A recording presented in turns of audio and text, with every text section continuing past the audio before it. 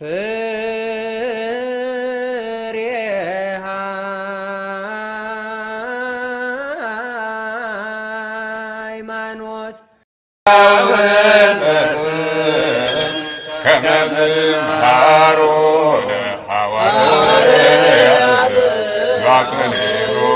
ሃይማኖት በስመ አብ ወወልድ ወመንፈስ ቅዱስ አሐዱ አምላክ አሜን። በስመ አብ ወወልድ ወመንፈስ ቅዱስ አሐዱ አምላክ አሜን። በስመ አብ ወወልድ ወመንፈስ ቅዱስ አሐዱ አምላክ አሜን። እንደምን አደራችሁ?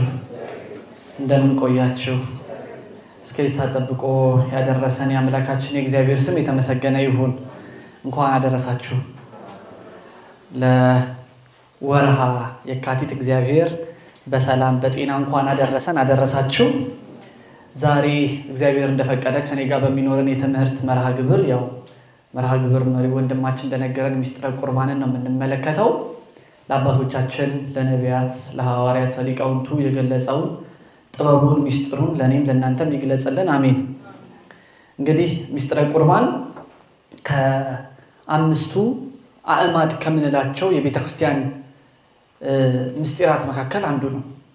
ሚስጥረ ቁርባን አእማድ ያሰኘው ቤተ ክርስቲያን ከምትፈጽመው ስርዓት ባለፈ የቤተ ክርስቲያንን ሕልውና፣ የቤተ ክርስቲያንን አስተምህሮ፣ የክርስቶስን የማዳን ሚስጥር፣ የቤተ ክርስቲያንን አጠቃላይ እውነታ ከሚደነገጉ ከሚገልጹ አእማድ ማለት መቆሚያ ማለት ነው አይደለ? መደገፊያ ማለት ነው። ቀጥ ያለ አድርጎ የሚይዝ የቀናችውን መንገድ የምንጠብቅበት የምናስታውስበት ክርስቶስ የመሰረታት ቤተ ክርስቲያን የምትጠብቀው ያስተምህሮ መሰረት ከሆኑ ትምህርቶች መካከል ሚስጥረ ቁርባን አንዱ ነው።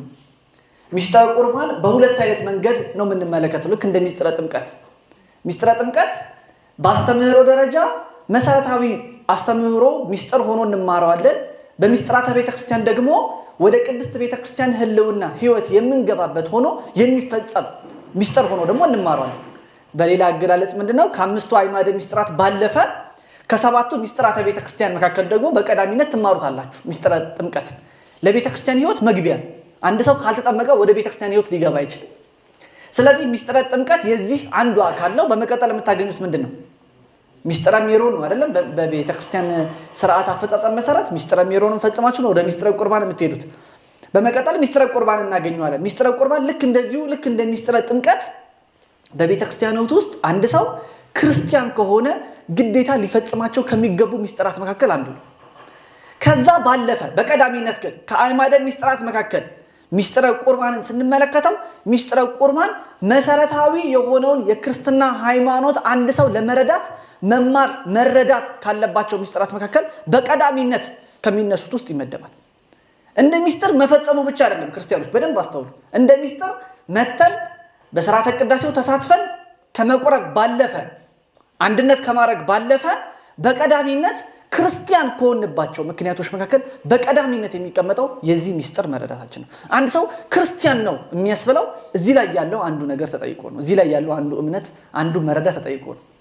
ሚስጥረ ሥላሴን፣ ሚስጥረ ሥጋዌን፣ ሚስጥረ ጥምቀትን እንደተማራችሁት አዕማድ ስለሆኑ የሃይማኖት አዕማድ ስለሆኑ አሁንም ሚስጥረ ቁርባን በዚህ አዕማድ ውስጥ የምናገኘው ቁልፍ በጣም መሰረታዊ የሆነ የቤተክርስቲያን ያስተምህሮ ክፍል አካል ነው።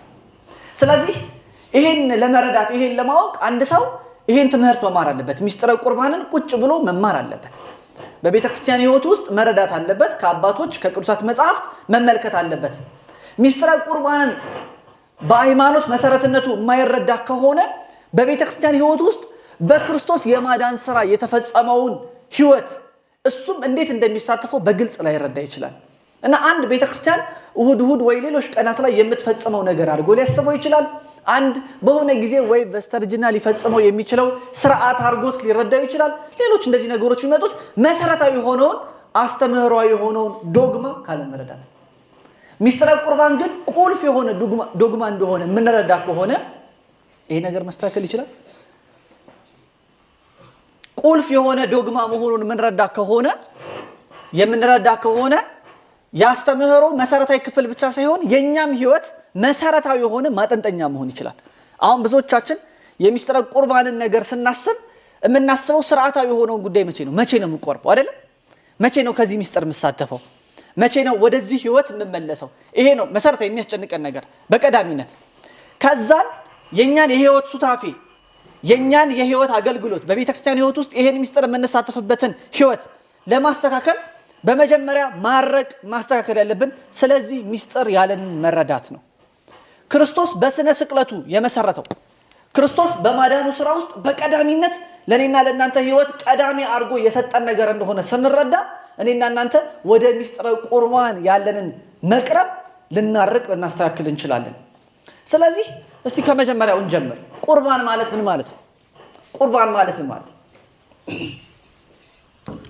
መስዋዕት፣ መባ፣ አንድነት፣ ህብረት እነዚህን መሰል ቃላቶች ይተረጎማሉ። ቁርባን የሚለው ቃል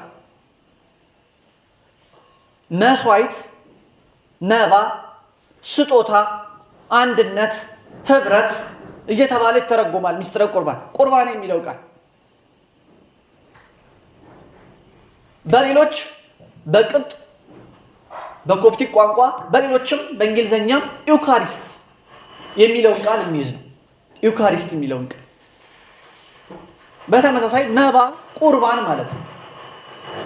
ምስጢረ ቁርባን የጌታችን የመድኃኒታችን የኢየሱስ ክርስቶስ ስጋውና ደሙ ለመስዋዕት የሚቀርብበት በዚህም መስዋዕት ላይ ምዕመናን አንድነት ህብረት የሚያደርጉበት ቤተክርስቲያን የሐዲስ ኪዳን መስዋዕት አድርጋ የምትሰዋው ስንዴና ወይን በሥርዓተ ቅዳሴ በጸሎት ወደ ክርስቶስ አማናዊ ስጋና አማናዊ ደም ተቀይሮ የሚቀርብ የሐዲስ ኪዳን መስዋዕት ነው።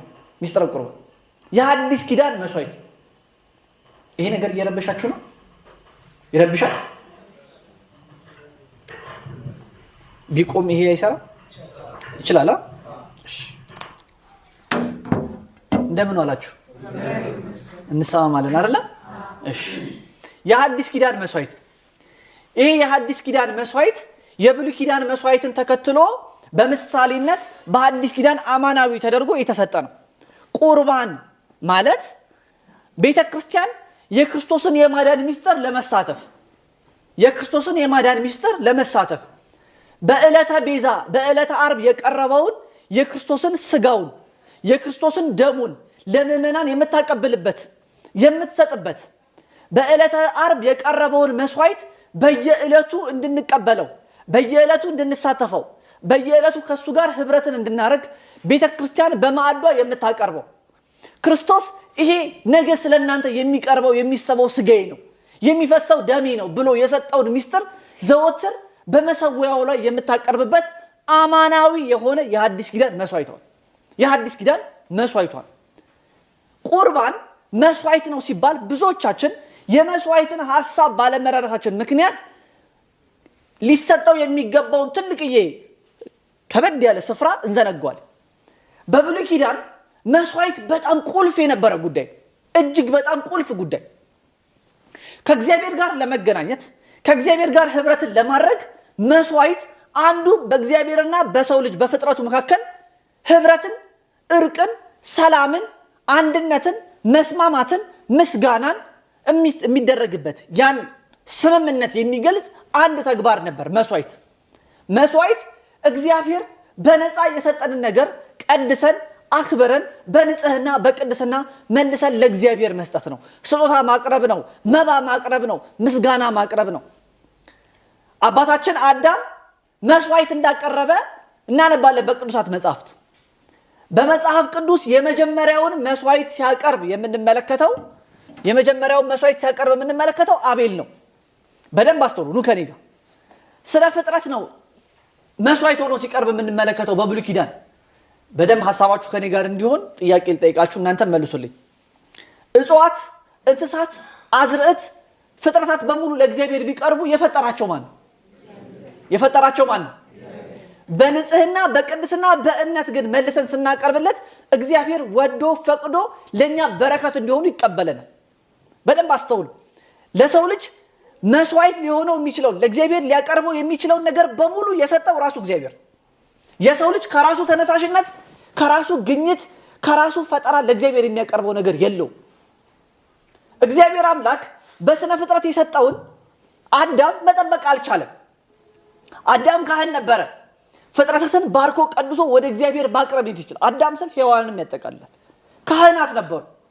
ፍጥረታት በእነሱ በኩል ተቀድሰው ወደ እግዚአብሔር እንዲቀርቡ ነበር የተፈጠሩት። ነገር ግን ያንን መፈጸም አልቻሉም። ዕፀ በለስን በሉ፣ ውድቀት መጣ፣ ሞት መጣ። በፍጥረትና በሰው መካከል መስማማት ተለያየ። መለያየት ማለት ነው። ሞት ማለት መለያየት ማለት ነው አይደለም? የሞተ ሰው ከኛ ተለየ አይደለም እንለው? ሞት ማለት መለያየት ማለት ነው። በአዳምና በሔዋን አለመታዘዝ ምክንያት ፍጥረት ለሰው ልጅ የሚገዛ አልሆነም፣ ተለያይተዋል። በብዙ አጽራር የተለያዩ ሆኗል። ይሄ አለመታዘዝ በእግዚአብሔርና በፍጥረቱ፣ በእግዚአብሔርና በሰው ልጅ፣ በሰው ልጅና በፍጥረት፣ በሰው ልጅና በሰው ልጅ፣ በሰው ልጅና በራሱ ወደ ውስጥ ራሱ የሚታወቅ ሆኗል። የሰው ልጅ መስማማቱ ቀርቶለታል። አንደበቱ ህሊናው የሚታወቅ ሆኗል። ስራውና አንደበቱ የተጣላ፣ ስራውና ህሊናው የማይስማማለት ሆኗል። ይሄ ሁሉ የውድቀት ምክንያት ነው። ስለዚህ አይደለም ፍጥረታትን ቀድሶ ወደ እግዚአብሔር ሊያቀርብ ይቅርና አዳም ራሱ ለቅድስና መፈጸም የሚችል አልሆነም። ስለዚህ እግዚአብሔር አምላክ ያንን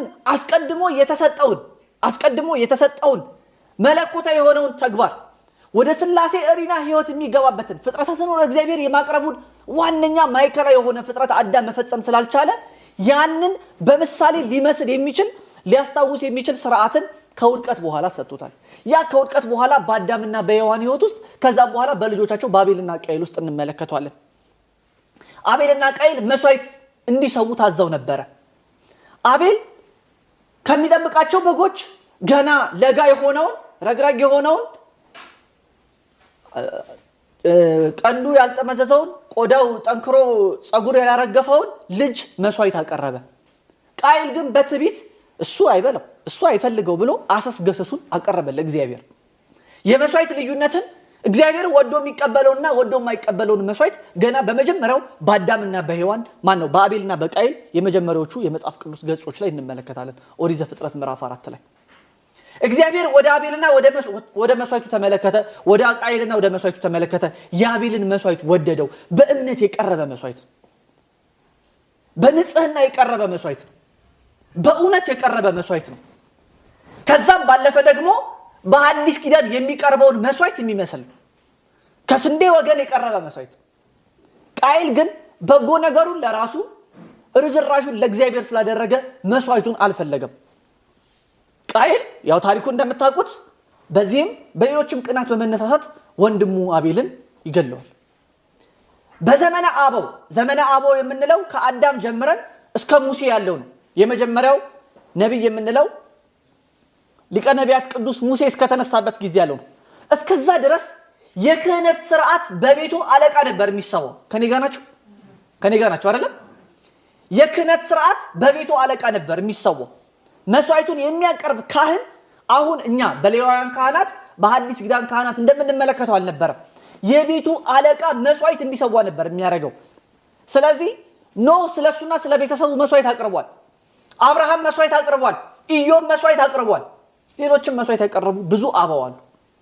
መስዋዕትን ሲያቀርቡ ግን የመስዋዕታቸው ዋነኛው ጭብጥ የነበረው ምስጋና ነው። የሚገርማችሁ ምስጋና፣ ለእግዚአብሔር ምስጋና ሲያቀርቡ ምስዋ ሰርተው መስዋዕትን ያቀርቡ ነበር። እግዚአብሔር ሰው ያላቸውን ነገር ይሰው ነበር። እግዚአብሔር ያላዘዘው መስዋዕት ቀርቦ አያውቅም። በነገራችን እግዚአብሔር ያላዘዘው መስዋዕት ቀርቦ አያውቅም። ለምሳሌ ምስዋ ከተሰራበት ቦታ አንዱ ቤተል የምንለው ነው። አሁን በቤተል ስለሆነ የሚመቻል ይሄ ታሪክ። ቤተል የሚባለው ስፍራ፣ ቤተል በተባለው ስፍራ ላይ አብርሃምም የልጅ ልጁ ያዕቆብም መስዋዕት ሰውተዋል። በቤተል የተሰዋው መስዋዕት ለሐዲስ ኪዳን መስዋዕት ምሳሌ ነው። ያዕቆብ ወንድሙ ሊያገኘው ኤሳውን ከሄደ በኋላ ቤተሰቡን አሻግሮ ያዕቆብ ብቻውን በሌሊት ያድራል። በዛ ሌሊት ውስጥ የእግዚአብሔር መልአክ አንድም እግዚአብሔር ተገልጦለት ከእግዚአብሔር ጋር ሲነጋገር ያድራል። በረከት ይቀበላል፣ ስሙን ይቀይራል፣ እስራኤል ይባላል። ከዛ በኋላ ወንድሙን ተሻግሮ ያገኛል። ለዚህ ደስ በመሰኘቱ በኦሪት ዘፍጥረት ምዕራፍ 33 ላይ ምስዋ ሰርቶ ለእግዚአብሔር የደስታን መስዋዕት አቀረበ ይላል።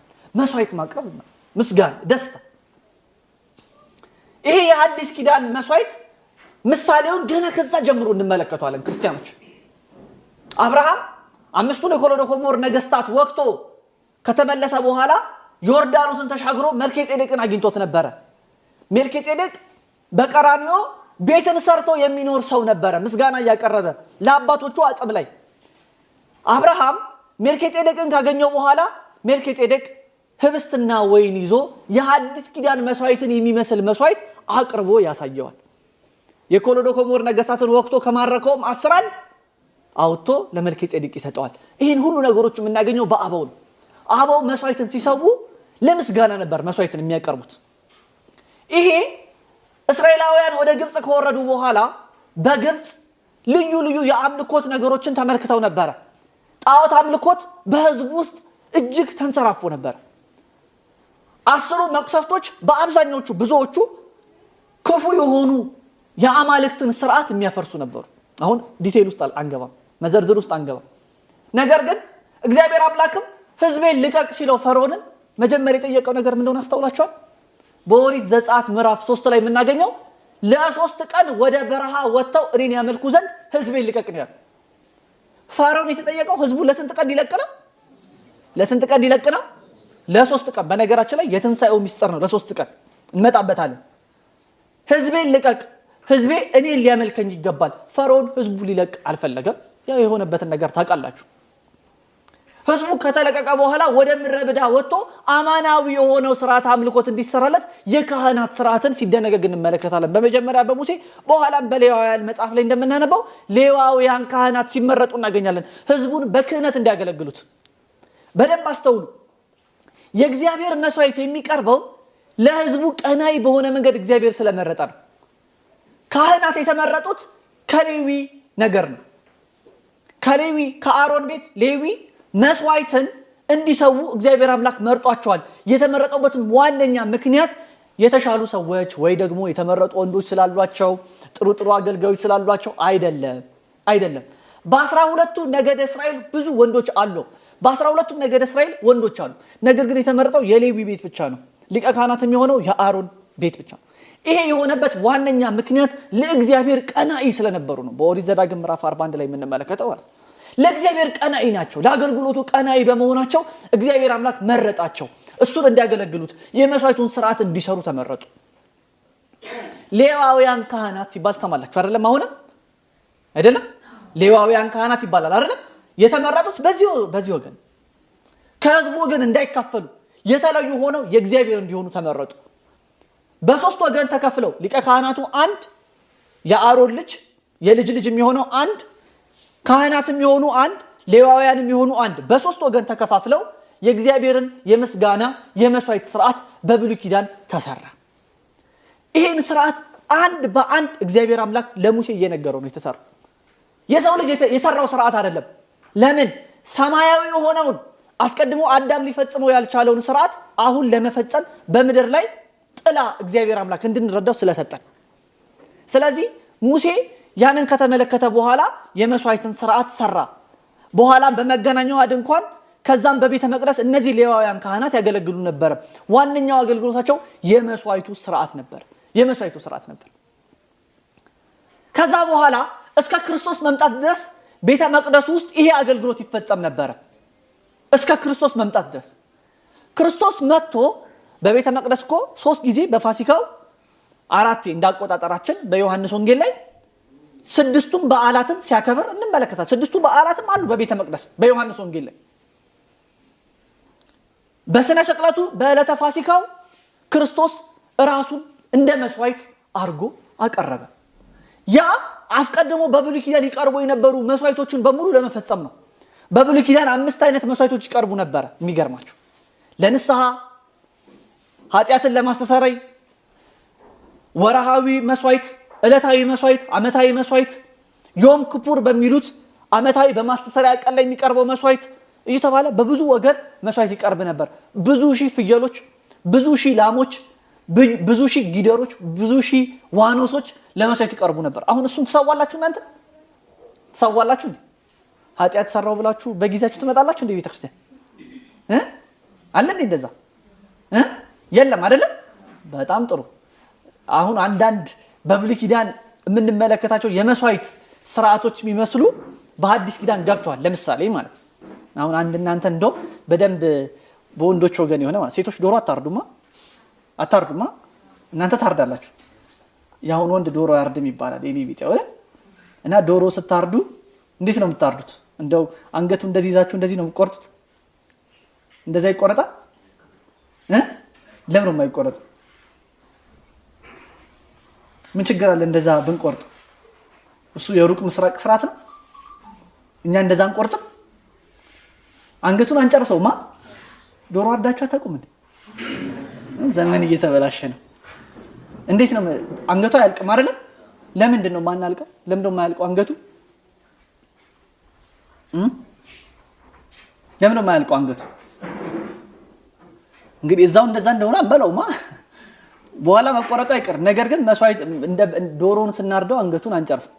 የሚገርማችሁ ይሄ አብርሃም በራእይ የዋኖሷን መስዋዕት እንዲያቀርብ ሲታዘዝ አንገቷን በሙሉ ቆርጠህ እንዳጥል የሚል ትእዛዝ ተሰጥቶታል።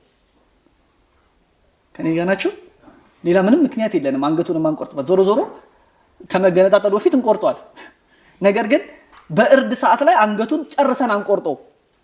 እግዚአብሔር አምላክ ትእዛዝ ሲያዘው ነው ብላችሁ ትእዛዝ ሲያዘው የዋኖሷን መስዋዕት ስታቀርብ የርግቧን መስዋዕት ስታቀርብ ሙሉ አንገቷን እንዳቆርጠው በተወሰነ ገዝግዘህ ተዋት ነው።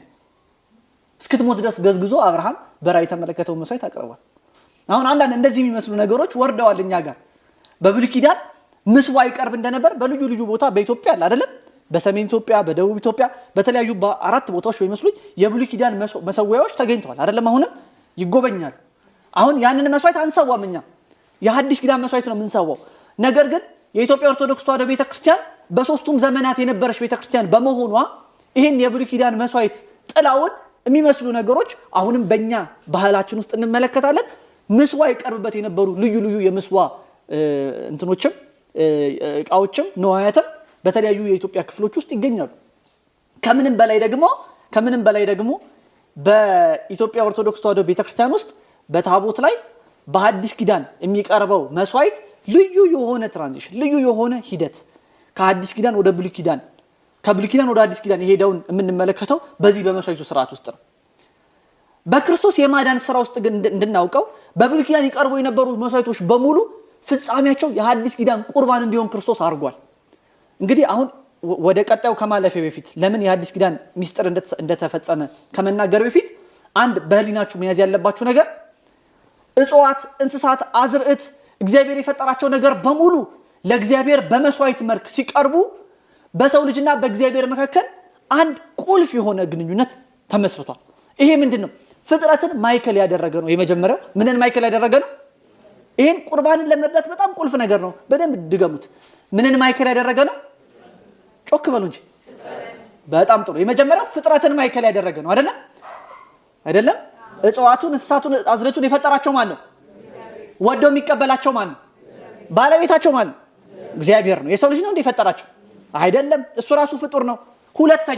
ሁለተኛ እግዚአብሔር የሚወደውና የማይወደው መስዋዕት አለ። የሚቀበለውና የማይቀበለው መስዋዕት አለ። ይሄን ከሚደነግገው ነገር አንዱ የመስዋዕት አቅራቢው እምነትና ሃይማኖት ነው። እምነትና ሃይማኖት የቃየልን መስዋዕት እንዳልተቀበለ እግዚአብሔር አምላክ ወዶ የሚቀበለው መስዋዕት አለ፣ ወዶ የማይቀበለው መስዋዕት አለ። ስለዚህ እግዚአብሔር አምላክ ወዶ የሚቀበለው አስቀድሞ የነበረንን ስላሴያዊ የሆነ ህብረት የሚመልስልን መስዋዕት ማቅረብ አልተቻለም። ለንስሐ ለስጋዊ ንጽህና የሚሆን ብቻ መስዋዕት ይቀርብ ነበረ። የጊደር ደም፣ የበግ ደም፣ የላም ደም የሰው ልጅ አስቀድሞ አዳምና የሰው ልጅ ካጡት ህይወት ጋር ሊመልሳቸው አልቻለም።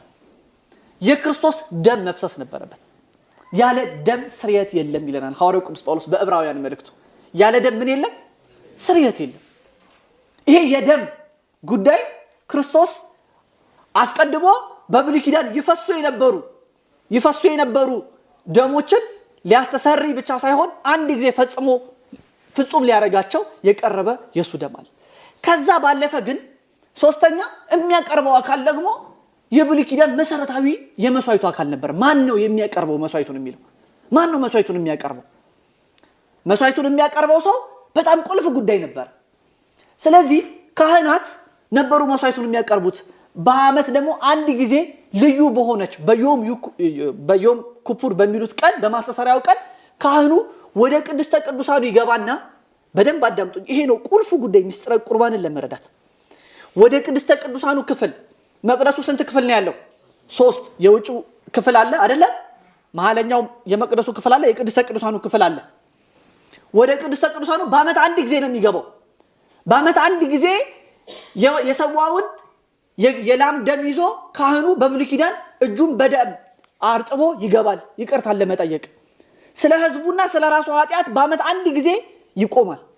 ነገር ግን ይሄ ሊቀ ካህን በእድሜ የተገደበ ስለሆነ በየአመቱ ምን ነበር ይቀርብ ነበር። ምክንያቱም እሱ ይሞታል አይደለም?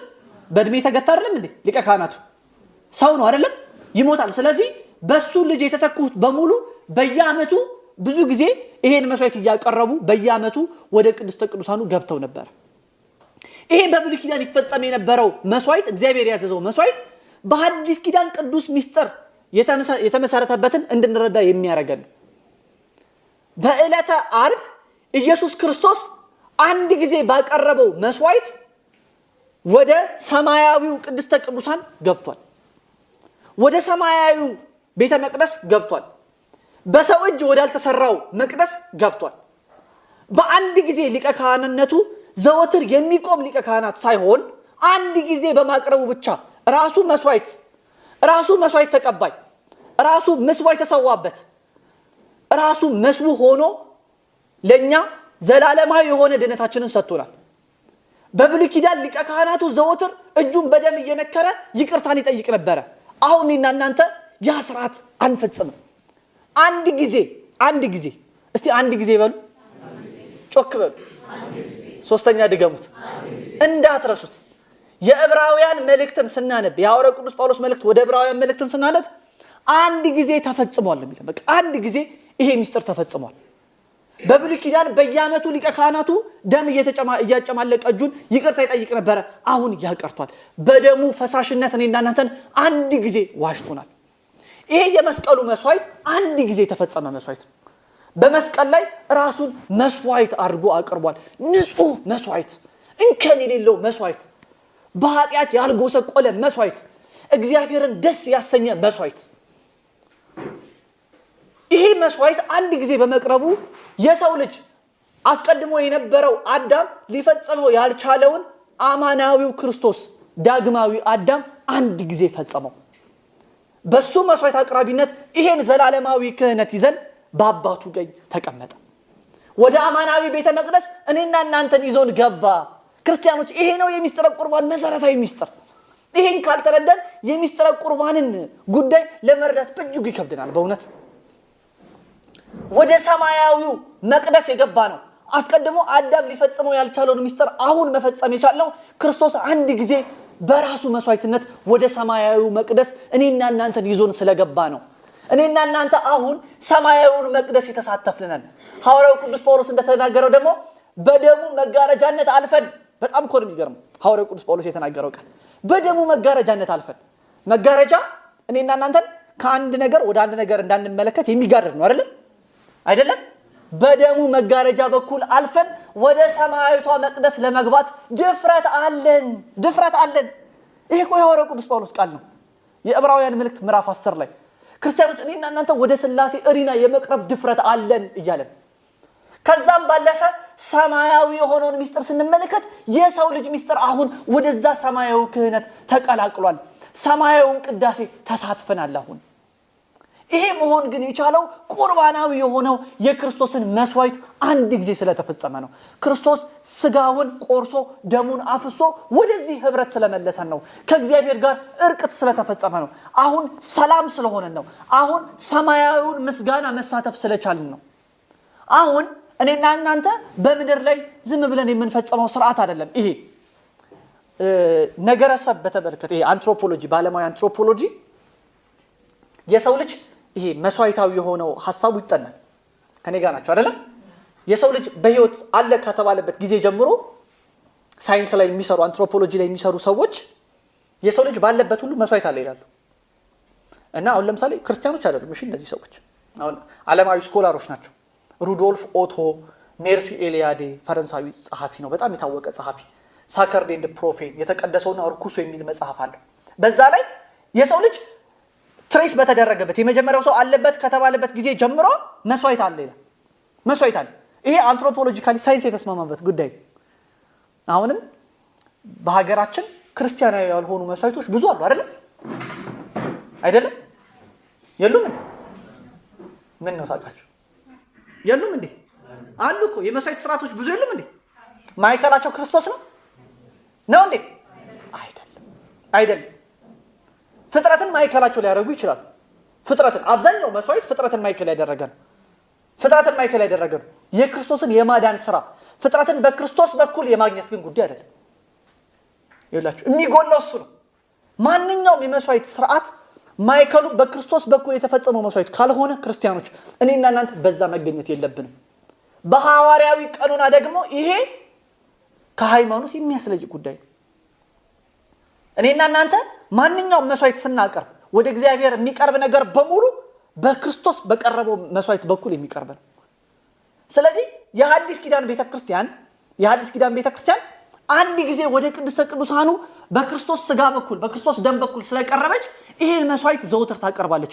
ነገም ብትመጡ እየተቀደሰ ነው። ከነገ ወዲያም ብትመጡ ሕይወት ዘመናችንን በሙሉ የምናቀርበው በክርስቶስ በዕለተ ዓርብ የፈጸመውን የማዳን ስራ ዳግም እንድንሳተፍ ሱታፌን እንድንሳተፍ የሚያደርገን ክቡር ስጋውን ቅዱስ ደሙን ነው የምናቀርበው። የብሉይ ኪዳን መስዋዕት አሁን በዚህ ተሽሯል። አሁን ፍጹም ሆኗል። አሁን በየዓመቱ የሚቆም ሊቀ ካህናት አያስፈልገንም። ሊቀ ካህናት የለንም። አሁን የሰው ስጋ ሰው የሆነ ሊቀ ካህናት የለንም። እንደ መልከጼዴቅ ዘላለማዊ የሆነ ክህነት ያለው እርሱ ያልተሻረ መልከጼዴቅ ለክርስቶስ ዘላለማዊ ሊቀ ካህናት ምሳሌ የሆነው የብሉይ ኪዳን ሊቀ ካህናት የነበሩት በየዓመቱ ስለሚሞቱ በእድሜ ስለሚገቱ አንደኛውን ይተካዋል አላልኳችሁ? ክርስቶስ ግን ዘላለማዊ አይደለም። ተኪ ያለው እንዴ? የመልከጼዴቅ ሿሚም ተኪም የለውም የመልከጼዴቅ ክህነት። ስለዚህ መልከጼዴቅ ለክርስቶስ ምሳሌ ይሆናል።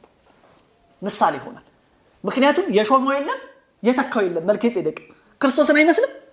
ክርስቶስ የሾመው አለ እንዴ? የተካው አለ። በቃ ለዛ ነው መልከጼዴቅ ለአማናዊው ለሐዲስ ኪዳን ቁርባን ለሆነው ለመስዋዕቱ ሊቀ ካህናት ኢየሱስ ክርስቶስ ምሳሌ የሆነው።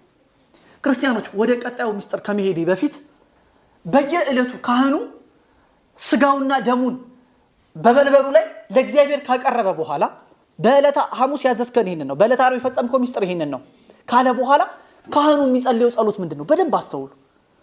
ባርክ፣ ቀድስ፣ ፈትት፣ አንጻ፣ ስጥ፣ ውሃ። የሚባርክ ማን ነው? ክርስቶስ ነው። የሚቀድስ ማን ነው? ክርስቶስ ነው። የሚሰጥ ማን ነው? ክርስቶስ ነው።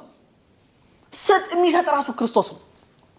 እኛም የሚመስለን ከካህኑ እጅ የምንቀበል ነው አይደለም? ከሊቀ ካህናቱ እጅ ነው የምንቀበለው። በነገራችን ላይ ይህንን ምስጢር ነው ዘወትር ቤተክርስቲያን የምትፈጽመው። ይህን ካላስተዋል የሚስጥረ ቁርባን መሰረታዊ ምስጢርነትን የመረዳት ጉዳይ በጣም ዝቅተኛ ይሆናል። ሄደን አንድ ቀን በእድሜ መጨረሻችን ብቻ የምንፈጽመው ጉዳይ አይደለም። ሰው የመሆናችን ምስጢር ነው። የሐዲስ ኪዳን አማናዊ ቁልፍ ምስጢር ነው። ወደ ሥላሴ ሕይወት የቀረብንበት ምስጢር ነው። ካህኑ ስጋውና ደሙን በመሰዊያው ላይ አድርጎ ለእግዚአብሔር ሲያቀርበው በመንፈስ ቅዱስ ሰጪነት ክርስቶስ ወደ አባቱ ያቀረበውን ምስጢር ነው ዳግም ተመልሶ ለኛ የሚሰጠን። ይህን እንዳትረሱ። ይሄ ዘላለማዊ የሆነውን ሰማያዊ ቅዳሴ መሳተፍ ስላልቻልን ነው። ሰማያዊ ቅዳሴ አስቀድሞ አዳም መፈጸም አልቻለም አይደለም? አሁን ግን እኛ መፈጸም ችለናል በክርስቶስ በኩል። ስለዚህ ይሄን መስዋዕት እናቀርባለን፣ ወደ ሰማያዊ ሕይወት እንገባለን፣ ወደ ሰማያዊው ቅዳሴ እንገባለን። ያልተቋረጠ ቅዳሴ ነው በሰማይም በምድርም ያለው።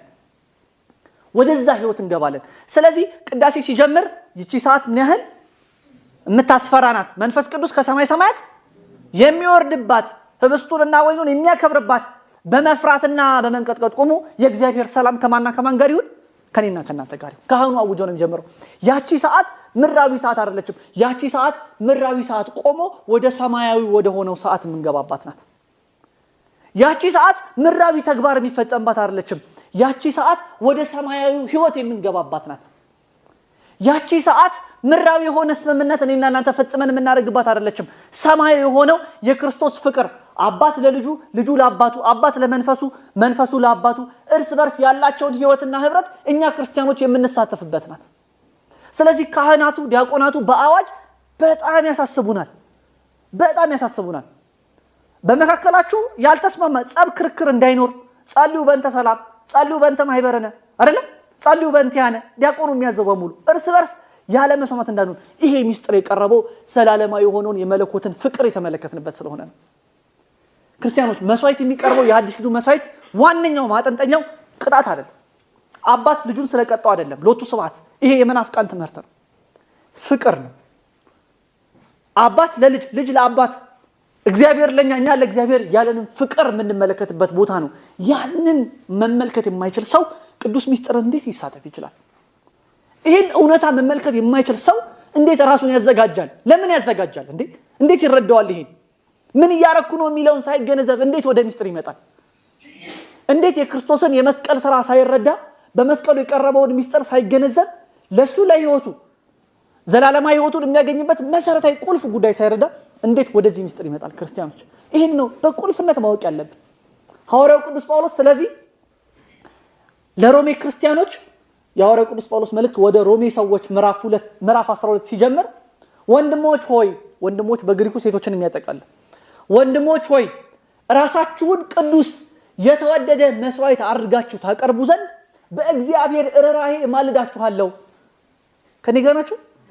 ማን ነው መስዋዕት ሆነው የሚቀርበው? ራሳቸው እንዴ በብሉይ ኪዳን የነበሩ አበው እኮ ራሳቸው መስዋዕት ሆነው መቅረብ አልቻሉም። በአፋ ያለ ነገር ነበር የሚያቀርቡት። እነሱ መስዋዕት ሆነው መቅረብ አልቻሉም። እነሱ ለእግዚአብሔር ስለማይቀርቡ እጽዋቱ፣ እንስሳቱ፣ አዝርቱ ነበር የሚቀርበው። አሁን ግን ያ አይቀርብም። ክርስቲያኖች ያ አይቀርብም። የክርስቶስ የማዳን ሥራ ከተፈጸመ በኋላ ለመስዋዕቱ ከቁርባኑ ጋር አብረው የሚቀርቡት እነማን ናቸው? እስቲ እኛ በሉ። እኛ ነን የምንቀርበው። ስለዚህ ሰውነታችንን ንጹህ የተወደደ መስዋዕት አድርገን እንድናቀርብ ታዘናል። የተወደደ መስዋዕት ልክ በብሉይ ኪዳን እንደነበረው ማለት ነው። እንደ ንጹህ መስዋዕት እንደ ቅዱሱ መስዋዕት በእምነት እንደሚቀርበው መስዋዕት እኔና እናንተም በሐዲስ ኪዳን ሰውነታችንን ንጹህ መስዋዕት አድርገን እናቀርባለን። መስዋዕት እግዚአብሔር የሚከብርበት ነገር ነው። በመስዋዕት ሰው አይከብርም። በመስዋዕት ፍጥረት አይከብርም። በመስዋዕት አቅራቢው በተግባሩ ከእግዚአብሔር በረከት ይቀበላል እንጂ ዋነኛው የመክበሪያው ጉዳይ አይደለም። በመስዋዕት ክብሩ የሚገለጠው እግዚአብሔር።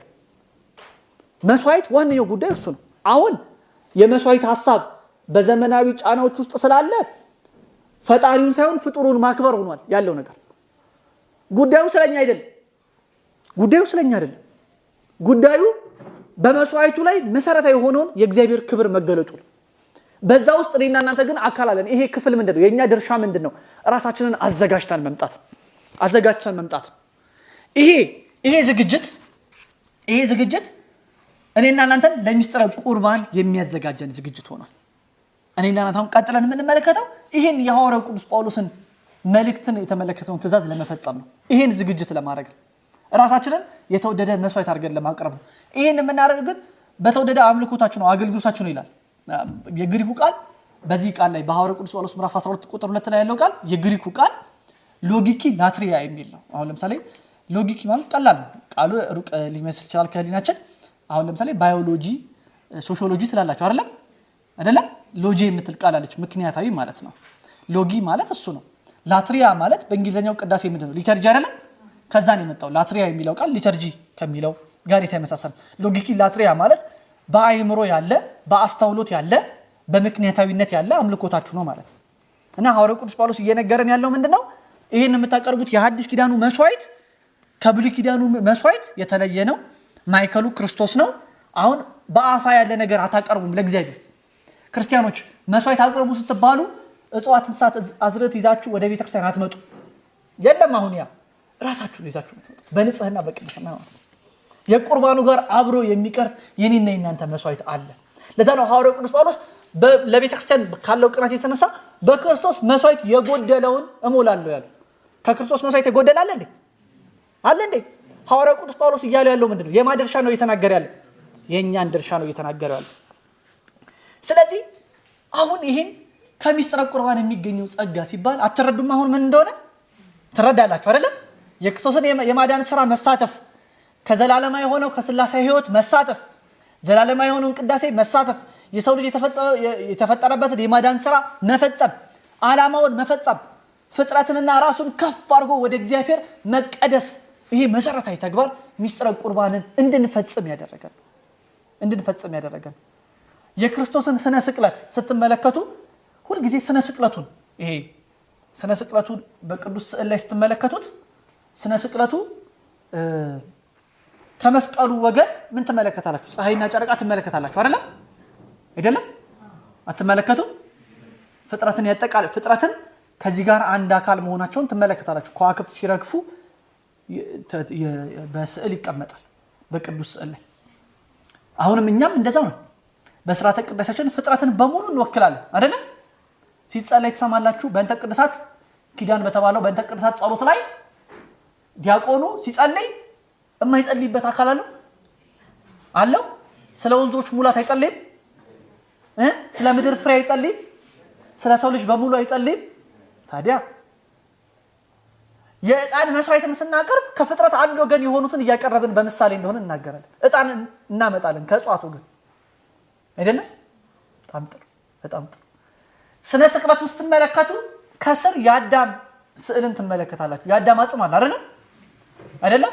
ምኑ እየፈሰሰ ነው?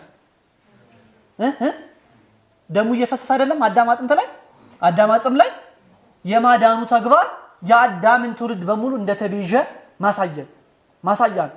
እኔና እናንተ ሚስጥረ ቁርባን ስንፈጽም ዘወትር በዚህ በተፈጸመው ሚስጥር የሰው ልጅ በሙሉ እንደዳነበት እየተናገርን እኛም ከዚህ ድህነት በመሳተፋችን ለነፍሳችን፣ ለስጋችን፣ ለመንፈሳችን ድህነትን አድርግልን እንላለን። ካህኑ ይሄን ይላል በመግቢያው ጸሎት ላይ ይላል። አሃዱ ከማለቱ በፊት ጸሎት በእንተ ንስሐ ላይ ይላል። ይሄን የቀረበውን በፊት ያቀረብነውን መስዋዕት ለነፍሳችን፣ ለመንፈሳችን፣ ለስጋችን አድርግልን። ምልአት ያለው ድህነት ነው የምናገኘው ከቅዱስ ቁርባን። ክርስቲያኖች ሙሉ ነው፣ ጎደሎ አይደለም፣ ፍጹም ነው። ድካም የሚገኝበት አይደለም። እሺ ከቅዱስ መስቀሉ ስር የምትመለከቱት እመቤታችንና ማን አሉ? ዮሐንስ አሉ አይደለም? ከዛ በፊት በግራና በቀኝ የተሰቀሉት አሉ። በቃ የዛ ወንበዴን ጩኸት እኮ ነው ምን ጮኸው ነው እናንተ ተዘከረነ በውስተ መንግስት ጋር በመንግስት በመጣ ጊዜ ምን በለኝ አስበኝ። ከዛስ የእመቤታችን መሪር ሐዘን እንመለከታለን። እግዚኦ መሐረነ ክርስቶስ በሶስት የሚባለው እኮ የመላእክትን ሐዘን፣ የዮሐንስን ሐዘንና የእመቤታችንን ሐዘን ወክለን አይደለም? ዜማ ለወጠን እኮ ነው የምንለው። ሐዘናው የጸና የእመቤታችን በጽኑ ዜማ ይባላል። ከዛ የዮሐንስ አለ፣ የመላእክት አለ እና ይሄን እንጮሃለን። ይኸውላችሁ እንዳለ መስቀል ላይ ነው የምንመለከተው ያለውን ነገር በሙሉ በቅዱስ ሚስጥር የሚደረገው። ከዛስ በመስቀል ላይ የቀረበውን በዕለተ ቤዛ የቀረበውን መስዋዕት ዛሬም እንሰዋለን። ልክ እንደ ዕለተ ዓርብ እንደተፈጸመው ትኩስ ደም ነው። ክርስቲያኖች ከኔ ጋር ናችሁ? ቀዝቃዛ ደም አይደለም። ትኩስ ደም ነው። ቤተክርስቲያን ያላት የክርስቶስ ትኩስ ደም ነው። ያ ደም ይሄ ነው ሚስጥሩ። ክርስቲያኖች ይሄ ነው ሚስጥሩ። መስዋዕቱ አያድርም፣ መስዋዕቱ አይሰነብትም። አዲስ ነው። ሁሌ አዲስ መስዋዕት ነው የምንሰዋው። ያ ሁሌ የሚሰዋው አዲስ መስዋዕት ግን በዕለተ ዓርብ የሚሰዋውን መስዋዕት ዘወትር እንድንቀበለው የሚያደርግ ነው። ራሳችንን የምናዘጋጀው ለዚህ ለላቀ ሚስጥር ነው። ከሰውነት ዓላማ፣ ከስጋዊ ፍላጎት፣ ከፍትወቶች በሙሉ ከምድራዊ ነገር ወጥተን ሰማያዊውን ጥሪ እሺ ብለን የምንቀበልበት ሚስጥር ነው። የተቀደሰውን ቅዱሳን የሚቀበሉበት ነው። የተቀደሰውን ለቅዱሳን እሰጣለሁ አይደል ያለው ካህኑ? የተቀደሰውን ለቅዱሳን የሚቀበሉበት ነው። ከዛስ እንመሰክራለን አንዱ ከእግዚአብሔር በቀር ቅዱስ አለ የለም፣ ስለዚህ ይቅር በለን እንላለን። አያችሁ፣ በትህትና ነው የምንቀበለው። በቅተን አይደለም የምንቀበለው፣ በትህትና ነው ወደዚህ ሚስጥር የምንቀርበው። ክርስቲያኖች ወደ ሰማያዊ ሚስጥር በክርስቶስ የማዳን ስራ የሰው ልጅ ወደ ተሰጠው የላቀው ጸጋ ለመቅረብ ከፈለጋችሁ ራሳችሁ ለቅዱስ ሚስጥር አዘጋጁ። ክርስቶስ በስነ ስቅለቱ በእኛና በምድርና በሰማይ መካከል ዘላለማዊ የሆነውን ግንኙነት ሰጥቶናል። መስቀል ተዘርግቷል። የመስቀል መወጣጫው ቅዱስ ቁርባን የተሰዋውን መመገብ ነው። የተሰዋውን መቀበል ነው። ከተሰዋው ጋር ህብረት ማድረግ። አያችሁ፣ ይሄ ነው የሚስጥሩ ዋነኛ አካል። ስለዚህ የሚበላ የሚጠጣ አድርጎ ሰጥቶናል። በደንብ አስተውሉ። እዚህ መጽሐፈ ቅዳሴ ላይ ተረጉማል። ይሄ ቅዱስ ቁርባን የሚቀባ ነው እንዴ? ነው? በጣም ቀላል ጥያቄ ነው የሚመስለው አይደል? ኖታችሁ ላይ አለ። ቅዱስ ሚስጥር የሚቀባ የሚሸተት ነው። በቃ ተቀብላችሁ አታውቁም ማለት ነው እንዴ? አሸታችሁ ነው የምትመለሱት?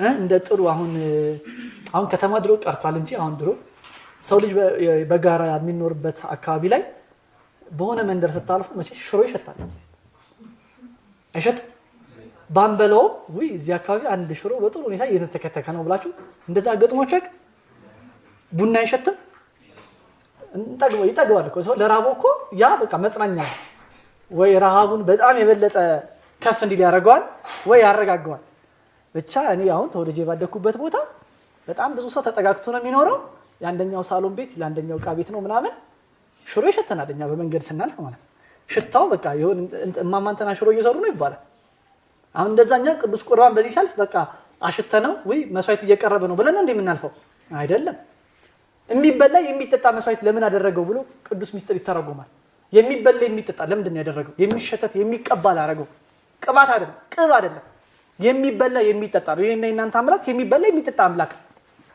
ለምን ነው እንደዛ የሆነው አዳም የወደቀው በምንድን ነው አረ መልሱልኝ በምን ነው የወደቀው እሺ ሰው የበላው ነው አይደል በአፌ ገባ በምን ይታያል ይባላል ተረቴል በፊት ይታያል አይባልም ቀጭን ሰው ስታገኙ ምንድነው የምትሉት አንተ ምን አትልም እንዴ ወይ እኔን መካሩኝ አትበላም እንዴ አይደል ለምን ከሚገኝ ጥቅም አለ ማለት ነው አይደል እና ሰው የሚበላው ነው ይባላል ይሄ ሀገራዊ ቢልም ነው ምንም ውሸት የለም ሰው የሚበላው በነገራችን ላይ አብስሎ የሚበላ እንስሳ የሰው ልጅ ብቻ ነው ታውቃላችሁ አይደል አብስሎ የሚበላ የለም አብስሎ የሚበላ ብቻ ሰው ብቻ ስለዚህ ሰው የሚበላው ስለዚህ እናንተ የምትበሉት ናችሁ እውነቱን ለመናገር ለዛ ነው አሁን ሰው የሚበላውን ስለሆነ ምግብ እያነሳን ምን ፖስተው ምንም ሚስጥር የለውም አይደል ሰው በበላው ነገር ራሱን ያስገምታል እኮ አይደል በዚህ መዝኑኝ ይላል አይደል አሁን 40 ሺህ ብር 100 ሺህ ብር የሚሸጥ ምግብ በበላ ታከብሩኛላችሁ አንቱ እንድትሉኝ ነው ፈልገው ነው አንተ አትሉኝም ከዛ በኋላ ለምን እያሳዩዋችሁ ነው እሱን ፎቶ አንስቼ እኔና እናንተ በምን በላው ነገር ነው የምንገማመተው እና የሰው ልጅ ከምግብ ጋር ያለው ቁርኝነት በጣም የተለየ ነው እና እየበላ ነው የሚኖረው የሚኖረውም ለመብላት ነው የሚሰራው ምን ለማለት ነው ዓለማዊ ትምህርቱን ስራውን ምን ብሎ ነው የሚጠራው እንጀራዬ አይደለም እንዴ ሌላ ስም አለው ያ የእንጀራ ጉዳዩ ነው ቢኖር ነው የሚለው ቢማር ቢሰራ ለምንድን ነው እንዴ መነኮሳት ናችሁ እንዴ መነኮሳት ራሱ በነገራችን ላይ ያልሰሩበትን አይበሉም ታውቃላችሁ አይደል መነኮስ ይሄ ገዳማዊ ትእዛዝ መነኮስ ያልሰራበትን አይበላም መነኮስ በድጎማ አይኖርም መነኮስ የሰራበትን ነው የሚበላው ሰርተው ነው የሚበሉት እንዴት ሳሰሩ ያልሰራችሁበትን በሉ ይባላሉ መነኮሳት አሁን ለምሳሌ እና አሁን ወደማይሆን ነገር ታስገቡኝ ነው አይደል ለማንኛውም እኔና እናንተ ምንም ነገር ብንሰራ ለምንድን ነው የምንሰራው ለመብል ነው የምንሰራው እውነቱን ለመናገር መብል እኮ የህይወታችን ቁልፍ ጉዳይ ሆኖ እንመለከተዋለን ክርስቲያኖች መብል የመጨረሻው ህይወታችን የሚደነግገው ነገር እንዳይሆን ልጓም ተደርጎ የተሰጠን በጾም አይደለም አሁን የቅበላ ሳምንት ነን አይደለም እንኳን አደረሳችሁ ዛሬ ቅበላም ብዙሃን ወሉትን ቁመተ ቆሟል እንኳን አደረሳችሁ እንግዲህ አብይ ጾም ሊገባ ነው አይደለም ጾም ለክርስቲያኖች በጣም ቁልፍ ጉዳይ ነው ለምንድን ነው ጾም ቁልፍ ጉዳይ ሆነ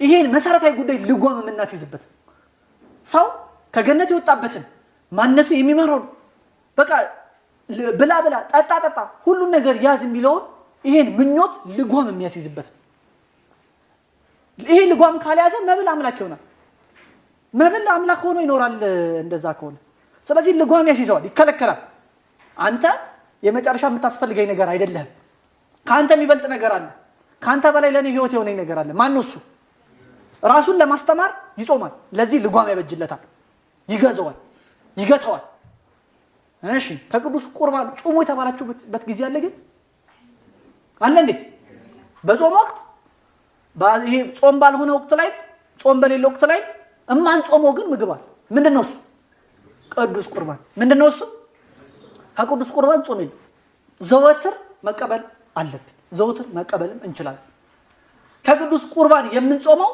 በኃጢያት ያልተገባን ከሆነን ብቻ ከኔ ጋር ናችሁ በኃጢያት ንጹህ ሆነን ካልተገባን ብቻ እየጾምን ነው ከቅዱስ ቁርባን የታወቀ ምክንያት ከሌለበት ነው የሚለው አሁን የአባቶች የሥርዓት መጽሐፍ የታወቀ ምክንያት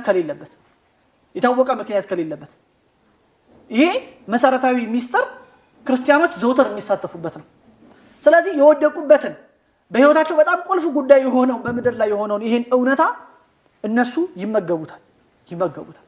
ከተመገቡት በኋላ ክርስቶስን በአፋ አይደለም የሚፈልጉት፣ በአፋ በውጭ ክርስቶስ የሆነ ቦታ አይፈልግም። ከዛ በኋላ የኤማውስ መንገደኞችን አስታውሷቸው። የኤማውስ መንገደኞች መጽሐፍ ተከፍቶላቸው ከተተረጎመ እንጀራውን ከበሉ በኋላ ክርስቶስ ወዲያውኑ ከዓይናቸው ምን አለባቸው? ተሰወረባቸው። ለምን? ምክንያቱም እሱን ከበላን በኋላ በአፋ ምናየው ነው እንዴ? ምናችን ነው? አካላችን ነው። እኛም የሱ ምንድነን? አካል ነን። በአፋ አንፈልገውም። ከዛ በኋላ እኔና እናንተ ክርስቶስን ሚስጥርን ከተሳተፈ በኋላ ክርስቶስ በዚህ ያለ መባል የለበትም። ለኛ ክርስቶስ በዚህ ወገን ያለ በእንትን ያለ አይባል። ክርስቲያን ያንን ከተሳተፈ በኋላ ከክርስቶስ ጋር አንድ አካል ሆኗል፣ አባል ሆኗል የዛ ሚስጥር። እና በአባቶቻችን ደግሞ በቤተልሔም በጎልጎታ በቀራንዮ በምን የሆነውን ሚስጥር በቤተ ክርስቲያኑ ሲሰይሙ ክርስቶስ ስጋው ከመለኮቱ ጋር ያደረበትን መቃብር በእኔና በእናንተ ከርሰ ምዕመናን ነው የሚመስሉት። ከኔ ጋር ናችሁ? ክርስቶስ ከተበላ በኋላ የሚያድረው ከርሰ ምዕመናን ላይ ስለሆነ ጎልጎታ ምሳሌው የከርሰ ምዕመናን ነው ይላሉ። እና ለእግዚአብሔር ማደሪያዎቹ ነን። ይሄን መዘንጋት የለብንም። እንግዲህ መስዋዕቱ ከቤተልሔም ተነስቶ ከቤተልሔም ማለት ምሳሌው ከተወለደበት ነው ወደ ቀራንዮ የሚሄደውን ጉዞ እንመለከታለን። ይሄ የቅዳሴውን ቅርጽ በሙሉ ይደነግገዋል። ካስተዋላችሁ በትምህርት ወቅት የመግቢያ ጸሎት ቅዳሴ ላይ ከተደረገ በኋላ የትምህርት ዝግጅት ነው አይደለም? ንባብ ነው የሚደረገው አይደለም? ክርስቶስ 3 ዓመት ተመላልሶ ያስተማረበትን ይመሰላል በሱ። ከዛ በኋላ ወደ ስነ ስቅለቱ ነው የምንሄደው፣ ወደ ዕለተ ዓርብ ነው የምንሄደው። በመስቀል ላይ የምንመለከተው ዕለተ ዓርብ ሙሉ ቅዳሴውን አድርገንም እንተረጉማለን።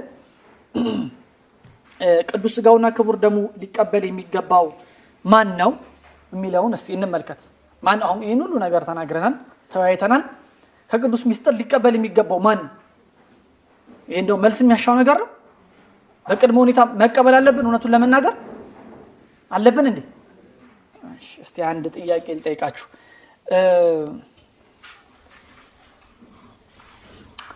እንደው እጮኛ አጫውና ቅዳሜና እሑድ እደውልልሻለሁ። ልጆች ከወለድን በኋላ በወር የቤት ኪራይ ትምህርት ከፍላለሁ። በሳምንት አንዴ ወይ ከመጣው ጎበኛችኋለሁ። እንደ ባል ተቀበኝ ማለት እችላለሁ? አይቻልም? ለምን? ወንዶች እየሳቁ ነው። እንደዚህ ማከሆነ ተመቻ አይደል? ያለ ሐሳብ አፍጣጭ ገላማጭ የለ፣ ጭንቀት የለ፣ ምን የለ፣ ኳስ እያየው ይኖራል። ለምን ነው እንደዛ ማለት የሚቻለው? ይሄ ህይወት ነው እንዴ? ይሄ ድርድር ነው አይደለም? ድርድርና ህይወት አይለያይም። በጣም ጥሩ። እሺ እንደው ቤተክርስቲያን እየመጣው እኖራለሁ ምን እላለሁ ልክ እድሜ እንዳበቃ ሲመስለኝ በስተርጅናዬ ሚስጥር ፈጽሜ እጠብቅሃለሁ። እየታስገባኛለህ? አቤት ምን ነው ሳቃችሁ? እኔ እኖራለሁ ቤተክርስቲያን ውስጥም እኮ አለው እኮ እሑድ ጸበል እየመጣው ጠጣለሁ። አንዳንዴ አልፎ ለበዓል ላስቀድስ እችላለሁ። አብይ ጾምን ላስቀድስ እችላለሁ። እነዚህ ነገሮች ዳይሬክት አልፎ ቀድሳለሁ። ከዛ እድሜ ለእርግና ሲደርስ ወይም የጠና ህመም እንደው እግዚአብሔር አያርስባትም ካለብኝ እቆርባለሁ፣ ንስሐ ገባለሁ። አንተ ዘላለማዊ ህይወትን ለኔ ትሰጠኛለህ። እሺ ቅድም በተናገርኩት ምሳሌና በዚህ መካከል ያለው ልዩነት ምንድነው? ከአምላክ ጋር ምን እያረኩ ነው? እየተደራደርኩ ነው አይደለም? ዘላለማዊ ህይወትን እሰጣለሁ ብለሃል። ይሄን የበላ ይሄን የጠጣ ዘላለማዊ ህይወትን እሰጣለሁ ብለሃል። ስለዚህ ከመምጣቴ በፊት ምን እላለሁ? ከመምጣቴ በፊት ምን እለዋለሁ? እቀበላለሁ። አንተ ምን ትለኛለህ? ትሰጠኛለህ። በነገራችን ላይ የሰው ልጅ ይሄ እኛ አሁን በጣም እንደ ሃይማኖት ከተጎዳንባቸው ነገሮች መካከል በሞት ወቅት የሚደረግ ጊዜ የሚደረግ የቤተክርስቲያን ስርዓት ነው። እና አሁን ምስራቆቹ ሊተርጂ ኦፍ ዴዝ ይሉታል። አንድ ሰው ራሱን እንደ ንጹህ መስዋዕት የሚያቀርብበት በሞት ወቅት የሚቀርብ ስርዓት አለ። የዛን ወቅት ካህናት ናቸው በመጨረሻ ሟችን የሚጎበኙት አይደለም? አሁን ለዘመናዊ ሰው ዶክተር ነው አይደለም? አሁን ስንቶቻችን የሞተ ሰው አይተናቃለን። ግን በጥንት ወቅት ይሄ የለም። ካህናት ናቸው የመጨረሻውን ስንብት የሚያደርጉት። ያን ከማድረጋቸው በፊት ንስሐ ይቀበሉታል፣ ቅዱስ ሚስጥር ያሳትፉታል። ከኔ ጋር ናችሁ? አሁን እሱም ከመጨረሻዎቹ ቀናት ወይም ከመጨረሻዎቹ ሰዓታት አውጥተነው የመጨረሻው የህይወታችን አመታትና ወራት ላይ አርገነዋል። ስለዚህ ዘመናችንን በሙሉ ሳንቀበል እንኖራለን። ከዛ በኋላስ መጨረሻ ላይ ስንቀበል ዘላለማዊ ህይወትን እናገኛለን የሚል እምነት ይዘን ነው የምናደርገው። ይሄ የቤተክርስቲያን አስተምህሮ አይደለም፣ የአባቶች አስተምህሮ አይደለም፣ ቁርባን የሚፈጸምበትም ስርዓት አይደለም። ክርስቲያኖች ዘወትር ከዚህ ሱታፌ ሚስጥር እንዲያደርጉ ነው። በሲኖዶስ ላይ በጥንታዊት የቤተክርስቲያን ቀኖና በብዙ ቀኖና ላይ አንድ ሰው የሚገርማችሁ ጥንታውያን ክርስቲያኖች ዘወትር ህብረት ያደርጉ ነበር። ታውቃላችሁ አይደለም? በሁለት ኮሚኒየን ካለፈው ሁለት እሁዶች ካለፉት አንድ ሰው ከሐዋርያዊ ህብረት ይለይል ነበር። ከኔ ጋር ናችሁ? አያስደነግጥም? 2 ሳምንት እኮ በጣም ቅርብ ነው አይደለም እንዴ? አሁን እኮ ሳይታሰብ አይደል የሚያልቀው ወሩ ራሱ አመቱ ራሱ 2 ሳምንት አንድ ሰው ካልተቀበለ። አሁንም እኛ ደግሞ ይሄን ትውፊት ከአብጥሊስ አሁንም ከሲኖዶስ አብጥሊስ ላይ ወስደን ምን ላለን አብረን እንበለው ሁላችንም ወደ ህሊናችን እንዲገባ እንበል አብረን አማቦ ብሲ እመናን ዘቦአ ቤተ ክርስቲያን በጊዜ ቅዳሴ ወይሰማ መጻሕፍተ ቅዱሳተ ወይታገሰ እስከ ይፈጽሙ ጸሎተ ቅዳሴ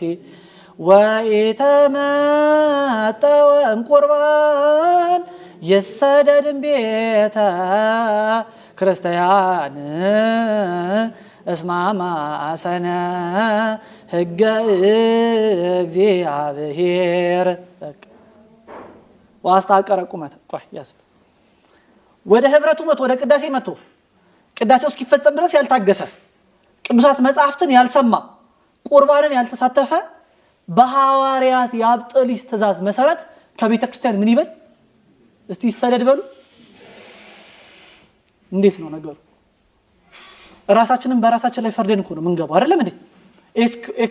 ኮሙኒኬሽን የራሳችንን በራሳችን ከቤተ ክርስቲያን ህብረት እንለያለን። ይሄን ካላረግ እንዴት ነው ይሄን የምናስታርቀው ከኛ ሱታፌ ጋር? አሁን እንዴት ነው ማድረግ ያለብን ክርስቲያኖች? ይሄን ነው ማስተዋል ያለብን። ይሄን ነው ትምህርት መማር ያለብን። ይሄን ካስተዋል የቅዱስ ሚስጥር ጉዳይ ቁልፍ ጉዳይ አሁን እኛ ራሱ የሚለየን አሁን ይሄ ተከታትሎ በ2 ሳምንት በ3 ሳምንት የሚለን አያስፈልገንም። ራሳችን በራሳችን ቅዳሴ ላይ ራሳችን አዋጁን አውጀን ነው የምንጀምረው። አዋጁ ለራሳችሁ ተግባር ይነግራችኋል። መታገስ አለባችሁ፣ ቅዳሴው መጠናቀቅ አለበት፣ ቅዱስ ሚስጥር መሳተፍ አለባችሁ፣ መጽሐፍቱ ማዳመጥ አለባችሁ። ይሄን ካላረጋችሁ በእግዚአብሔር ፊት መቆምን ምን ብላችኋል? አቃላችኋል። ቅዱስ ሚስጥር እናንተ በድርድር አንቀበለውም፣ በሆነ እቅድ አንቀበለውም፣ በሆነ ጊዜ እንደዚህ ሰተን አንቀበለውም። ቅዱስ ሚስጥር ዛሬ ያስፈልገናል ብለን የምንቀበለው የሆነ ጊዜ ይበላለው ብለን አይደለም ምንሰራው፣ የዕለት እንጀራ ብለን ነው ምንሰራው አይደለም እንዴ? የዕለት እንጀራ ራሱ በምን ይተረጉማል? በቁርባን ይተረጉማል አይደለም? ዘወትር የሚያስፈልገን ምን ስጠን? ቁርባን ስጠን ብለን ነው የምንተረጉመው ራሱ በአባታችን ነው ጸሎት ላይ። ስለዚህ ክርስቲያኖች እንዳታቅዱ፣ ሰይጣን እንዳያዘገያችሁ፣ ንስሐ ገብታችሁ ዘወትር ተነሳይ ናችሁ። ኃጢአት አትሰሩም ከዛ በኋላ ማለት አይደለም። በነገራችን ዓለማዊ ስራ መስራት የለባችሁ ማለት አይደለም። ከዛ በኋላ እንደዛ ነው የሚመስለን አንዳንዶቻችን አይደለም እንዴ? በቃ አንድ ሰው ከቆረበ በኋላ ህይወት ዘመኑን አጣፍቶ ዘወትር እያስቀደሰ ቤቱ ተቀምጦ መኖር አለበት ማለት ነው ብለን ነው የምንረዳው። በፍጹም እንደዛ አይደለም። ቅዱስ ቁርባን ዓለማዊ ከምንለው አሁን ዓለማዊ ተደርጎ ከእግዚአብሔር ከተለየው ህይወት የሚከለክለን አንድ ነገር ነው። ምንድነው ታውቃላችሁ? እሱ ኃጢአት ብቻ። ከኔ ጋር ናችሁ? ኃጢአት ብቻ ነው የሚከለክለን። ኃጢአት የሆነ ነገር ቅዱስ ቁርባን ዓለማዊ ህይወቴ እኔ አሁን አንዳንዴ እንደዚህ ምክክር የወጣቶች ምክክር ምናምን ላይ እንደ ወጣት እንመካከራለን አይደል? እኔ በረከት ኮንትራክተር ነኝ። ጉቦ ካልሰጠው የትም ስራ አላገኝ። ስለዚህ ዛሬ ቆርቤ ነገ ጉቦ እንደምሰጥ አውቀዋለሁ። እንዴት ልቀበል? ከኔ ጋር ናችሁ? በቃ ዴይሊ ኃጢአት መስራት ግዴታ ሆኖብኛል። እኔ አልፈልገውም፣ ግን እንጀራዬ ከጉቦ ጋር የተያዘ ነው። እኔ ኢንጂነር ነኝ፣ እንደዚህ ያደርጋለሁ። እኔ እንደዚህ ያደርጋለሁ። እንዴት ይቀበላል? ይሄ ክርስቲያኖች በመስቀል ላይ የተከፈለውን የማዳን ስራ ከዛም በኋላ ደግሞ በምድር ላይ ክርስቲያኖች መከራ ለመቀበል ይሄ ዘመነ ሰማዕታትን በተለይ ስታስተውሉ ዘመነ ሰማዕታት ክርስቲያኖች ራሳቸው እንደ ቁርባን የቀረቡበት ዘመን። ለምሳሌ ቅዱስ አግናጢዮስ ምጡዕ ለአንበሳ ሰማዕትነት ሊቀበል ወደ ሮም ሲሄድ በአንበሶች ጥርስ ውስጥ እንደ ንጹህ ህብስትና ወይን ሆኜ ይቀርባሉ ይላል። ከኔ ጋር ናችሁ? በምን ጥርስ ውስጥ? በአንበሳ ጥርስ ውስጥ። ቅዱስ ፖሊካርፐስ የሱ ደቀ መዝሙር የነበረ ቅዱስ ፖሊካርፐስ እስሜርና በተባለች ቦታ ሊቀ ጳጳስ የነበረ የሀገረ ገዢው በሳት ሲያቃጥለው ህብስት ነበር የሸተተው። በአካባቢው የነበረውን ምዕመን ተመዝግቧል። ህብስት የሰው ልጅ ስጋ ሲቃጠል ህብስት ይሸታል እንዴ? ይሸታል? ህብስት ትኩስ ህብስት ይሸታል? የሰው ስጋ ሲቃጠል አይሸትም። አካባቢው ላይ የነበሩ ሰዎች የፖሊካርፐስ ስጋ እንደ ህብስት ነው የሸተታቸው። እንደ ቁርባን ነው ስጋቸውን ያቀርቡ የነበረው። ክርስቲያኖች ቁርባን ተቀብለን መከራ እንዳይደርስብን ከፈለግን ወደ ምን ህይወት እንደገባን የክርስትናን ህይወትም አልተረዳነውም ማለት ነው። የመስቀሉን ጉዞ አልተረዳነውም ማለት ነው። መስቀላችሁን ተሸክማችሁ ተከተሉኝ አልተረዳነውም ማለት ነው። በቃ ማለት እንደ ቀላል መኖር ከፈለግን ማለት ነው፣ በንዝላልነት መኖር ከፈለግን የመስቀሉን ጉዞ አልተረዳነውም፣ የክርስትናን ምንነት አልተረዳንም ማለት ነው። እኔ ጤናማ ህይወት እንድናገኝ ጤናማ ህይወት ጤናማ ምለው የጤና መሟላት የገንዘብ መሟላት ምናምን አይደለም። ክርስቲያኖች ጤናማ ህይወት ከእግዚአብሔር ጋር በጤናማ ግንኙነት ውስጥ መሆን ነው አይደለም እንዴ? አይደለም? በቀዳሚነት ከእግዚአብሔር ጋር በግንኙነት ውስጥ መሆን አይደለም ህይወትን ጤናማ የሚያደርገው አይደለም እንዴ? የነፍሴ ነፍሷ ናት እያላችሁ ዘምሩ የለም እንዴ? አይደለም? ለህይወታችሁ ህይወት እየሆነ ያለው ማን ነው? እግዚአብሔር ነው። እኔና እናንተ አቅደነው አልመነው እንደው ያሳካነው ጉዳይ በጣት እኮ የሚቆጠር ነገር ነው አይደለም እንዴ? በራሳችን እውነቱን ለመናገር እኮ መሽቶ ቢነጋ ፀሐይ ቢወጣ የበላ ነው ቢሰራ በማን ነው? ሰው እኮ የሚበላው እንኳን እንዲሰራ አቅም የለውም። በነገራችን ሰውነት እምቢ ካለ ሰው ይሞታል በሁለት ቀን በሶስት ቀን አይደለም እንዴ? አይደለም? ምግብ ታውቃላችሁ አይደለም? ምግብ ማለት አንጀት ምግብ አብዘርቭ ማድረግ ካልቻለ ሁለት ቀን ሶስት ቀን አይቆይም፣ አንድ ሰው ይሞታል። እና ምግብ እንኳን እንዲሰራ የሚያደርገው የእግዚአብሔር ኃይል ነው ክርስቲያኖች። ስለዚህ ህይወታችን በእግዚአብሔር ህይወት እንዲቀኝ በመንፈሳዊ ህይወት እንዲቀኝ መንፈሳዊ እንዲሆን የሚያደርገው ይሄ ቁርባን ስለሆነ ምንም ነገር ከሱ ማስቀደም የለብንም። ዘወትር ወደ ቤተክርስቲያን መምጣት አለብን። ዘወትር ራሳችንን የህይወታችን ይሄ ኮር ይሄ ካርናል ፖይንት የምትሽከረከርበት ዋነኛው ፖይንት ማድረግ ያለብን ይሄን ስርዓት አምልኮታዊ ድርገት አንድነት ነው። ስለዚህ ወደዛ ህይወት ውስጥ ነው መቀላቀል ያለብን፣ ወደዛ ህይወት ነው መምጣት ያለብን።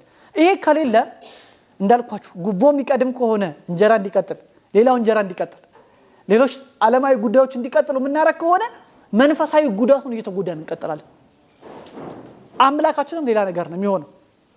ምክንያቱም እኔና እናንተ አምላክ የሰው ልጅ የመጨረሻ ያስፈልገዋል በሚባልበት ደረጃ የሚበላና ምን የሚል የሚጠጣ አምላክ ሆኖ ወጣ። ከዚህ በላይ እንዴት ወደኛ ይጠጋ? ክርስቲያኖች እንዴት ወደኛ ይቅረብ? እኔ እኮ ማለት ስታስተውሉት እኮ በጣም ነው የምትደነቁት። እንዴት ወደኛ ይቅረብ? ከዚህ የተሻለ እኔ እንድቀበል አምላክ ምን ያርግ ብላችሁ አስቡ እስቲ። ምን ያርግ እኔ እንድቀበል? ከምግብ የተሻለ ምን ሆኖ ይምጣ ብላችሁ አስቡ እስቲ። ምንም ሌላ የምታስቡት ነገር የለም። እና በሚገርማችሁ እዚህ መስራተ ቅዳሴያችን ላይ የጽድቅን ልብስን ሆንከን ይላል። ማለት ስለበላ ነው በሙሉ ስለሚሰባል እኛን ስለሚዋሃደን እንደ ልብስ ተገልጿል በስርዓተ ቅዳሴያችን። ይሄን ስታስተውሉ ክርስቶስን ልበሱት ሲባል ክርስቶስን ምን ለብስበት ዋነኛው ሚስጥር ይሄ ቁርባን መሆኑን እንድታስተውሉ ነው። ሌላው ከሌሎች እምነቶች ጋር ስርዓተ ሚስጥርን አንሳተፍም። ዋናው የምናቀርበው አማናዊ የሆነው ስጋና ደም ላይ ያስተምህሮ ልዩነት አለን። ከካቶሊኮች ጋርም ከፕሮቴስታንቶች ጋርም ከሌሎች ተሐድሶ ተቋማት ጋርም መሰረታዊ የሆነ ያስተምህሮ ልዩነት አለን። አንዳንዶቹ ምሳሌያዊነትን ያስተምራሉ፣ አንዳንዶቹ ፍጹም የሆነ ውላጤን ያስተምራሉ። እንደዚህ የመሳሰሉትን አይነት የለውጥ ትምህርቶች አሉ። ኖታችሁ ላይ ይቻላል። ከሌላ ሃይማኖት ጋር ምንም አይነት የቁርባናዊ ውህደት ሚስጥራዊ ውህደት አናረግም። እኔና እናንተ አንድ ሰው ያስተምህሮ ልዩነት ካለው በመጀመሪያ የሚለየው ቅዱስ ቁርባኑን ነው። ምክንያቱም የምናስተምረው ያ ክርስቶስ የምንሳተፈው ስላልሆነ። ከኔ ጋር ናችሁ? እነሱ የሚያምኑት ክርስቶስን እኛ እናምነዋለን። ስጋው ደግሞ የሱ አይደለም ማለት ነው። የሚያቀርቡት መስዋዕትም አማናዊ አይደለም ማለት ነው። ስለዚህ አብሮ የተያያዘ ነው። አንድ ሰው ከሃይማኖት ሲለይ ውግዘት ሲደርስበት ግዝት ሲደርስበት በካህን በጳጳሳት ውግዘት ሲደርስበት እንደዚህ መጀመሪያ የሚከለከለው ምንድነው? ቁርባን ነው አይደለም? ይሄ የሆነበት ዋነኛ ምክንያት ይሄን አማናዊ ህብረት የክርስቲያናዊ ድርገት ስምምነትን የሚፈጽም የምንችልበት ሚስጥር ቁርባን ስለሆነ ነው። እኔና እናንተ ከአንድ ቁርባን ነው የምንቀበለው፣ ከአንድ ማዕድ ነው የምንቀበለው፣ ከአንድ ቁርባን ነው አካል ምን ሆኖ ያ ህብስት ከብዙ ቦታ ተሰብስበው ወደ አንድ እንደመጣ እኔና እናንተን ከብዙ ሰብስቦ አንድ ያደርገናል። አንድም የህብስት ከብዙ ተሰብስቦ ተጨፍልቆ መስዋዕት ሆኖ እንደሚቀርበው እኔና እናንተም ከብዙ ተሰብስበን በሚስጥራት በኩል የትርምት ህይወትን ይዘን ለእግዚአብሔር ንጹህ መስዋዕት ሆነን የምንቀርብበት ስርዓት ነው። ይሄን በሙሉ የምንመለከትበት ነው። በሐዲስ ኪዳን መስዋዕትን የሚያቀርቡ ካህናት ነበሩ በብሉይ ኪዳን። በሐዲስ ኪዳን አሁንም የሚቀርቡ በሥርዓተ ቅዳሴ የሚቀርቡ መስዋዕቶች በአምስት ይከፈላሉ። የዕጣን መስዋዕት፣ የቁርባን መስዋዕት፣ የመብራት መስዋዕት በክህነት አገልግሎት ነው የሚቀርቡ አይደለም። በሥርዓተ ቅዳሴ ካህኑ ዲያቆኑ የሚያቀርቧቸው መስዋዕቶች እነዚህ 3 መስዋዕቶች ናቸው። የቁመት መስዋዕት፣ የምስጋና መስዋዕት ግን ምእመናንና ካህናት በአንድነት የሚያመሰግኑበት ነው አይደለም የሚያቀርቡት ነው። ስለዚህ ቁመቱ በራሱ መስዋዕት ነው። ይበል ህዝብ አለ አይደለም እንዴ? የእግዚአብሔር ህዝብ በሥርዓተ ቅዳሴ ውስጥ ትልቅ ድርሻ አለው፣ ዋነኛ ድርሻ አለው። ሥርዓተ ቅዳሴ ምእመናን ሳይሰበሰቡ እንዳይጀመር ፍትሐ ነገሥት ያዛል። ስለዚህ ይበል ህዝብ አለው። የቁመት መስዋዕትን እናቀርባለን፣ አብረን እንሳተፋለን። ሱታፌ ሚስጥር ይባላል። ከሚስጥር እንሳተፋለን። በካህኑ እጅ ሊቀ ካህናችን ያቀብለናል፣ እንቀበላለን ይሄን ሚስጥር።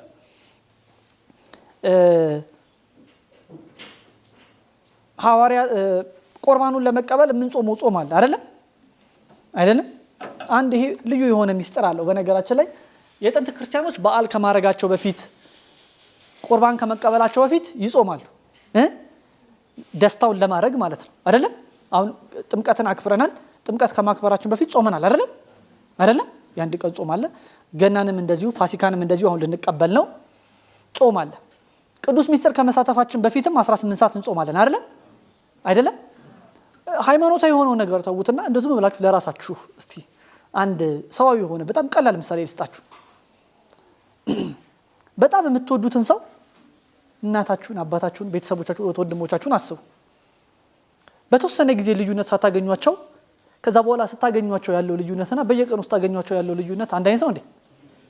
በየቀኑ ስንገናኝ እንዴት ደህና ነህ እንደምን ምናምን ብለን ራሱ ልንተላለፍ እንችላለን አይደለም። ሳንተያይም አንድ ቤት ውስጥ እየኖርን ሳምንት ወር ልንቆይ አንችልም። ምን ነው ያውን ጊዜ ሰው እኮ ዘሎ ክፍሉ ነው የሚገባው አይደለም። አሁን እንደውም እናንተ ሲጥሩ አይነት ክርስቲያናዊ ቤተሰብ ያላችሁ ትመስላላችሁ። ዘመናዊ እኮ ቤተሰብ እኮ ሁሉም በየሩሙ ነው አይደለም እንዴ? ጓደኛ አለው፣ ስልኩ አለ አይደለም እንዴ? ይይዛል፣ በቃ ይገባል። ምን ሳሎን ማን ይቀመጣል? ማዕዱም ክብ አይደለም አይደለም፣ በሳህን ነው፣ ለብቻው ይበላል ክፍሉ ካስፈለገው ማለት እና ሳይተያይም እንትናን ካየሁትኩ ስንት ጊዜ ሊል ይችላል።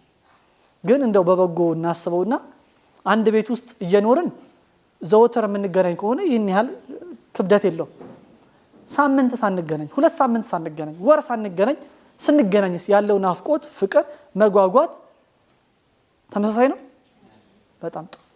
ክርስቲያኖች ቅዱስ ቁርባንን የምንቀበለው ከአንድ አባት ነው። ይሄን ወሰድኩትና አይዛክ ይባላል፣ ዛሴቲክ ይባላል፣ ታሐራሚው ይባላል እና በጣም የሚገርም ትምህርት ነው ከሱ የወሰድኩት ለእናንተ ማጋራችሁ አሁን ማለት ነው።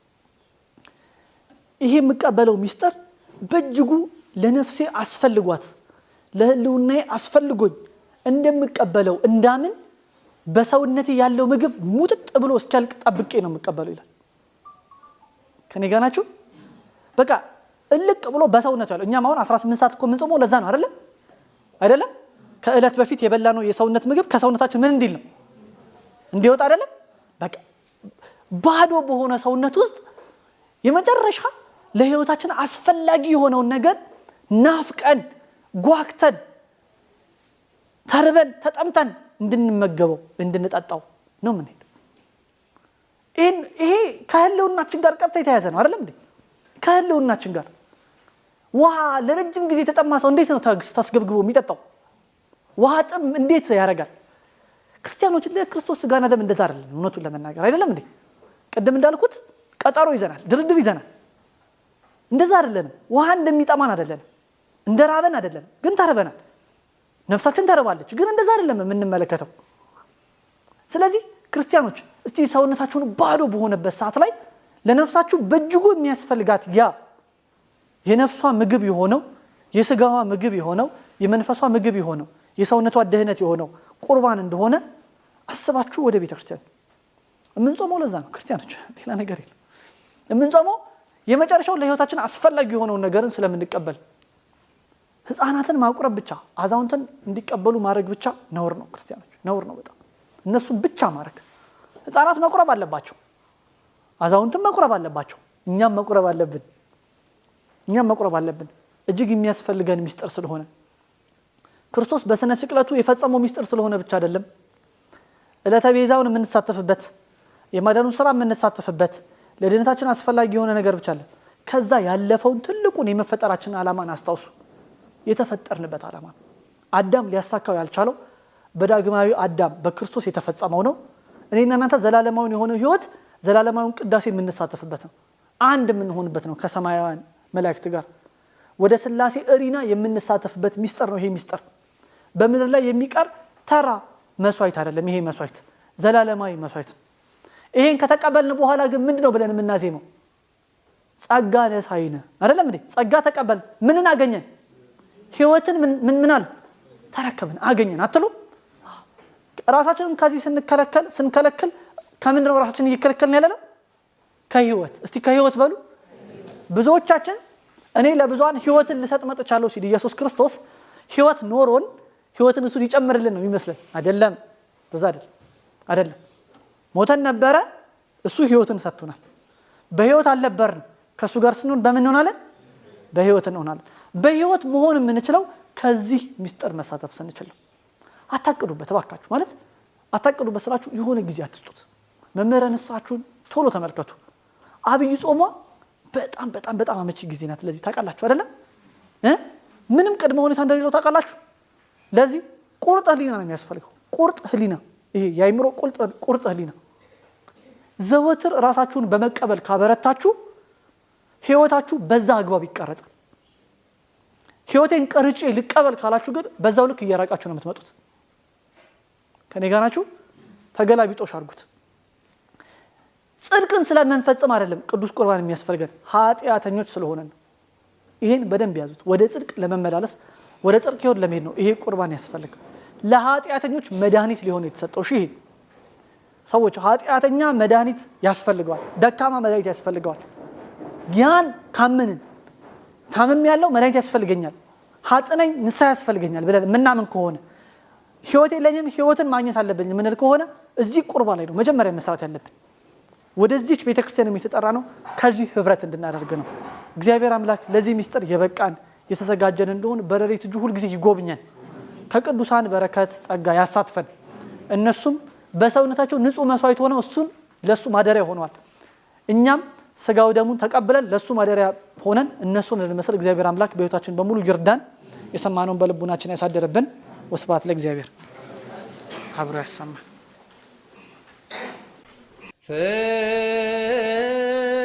ፍሬሃ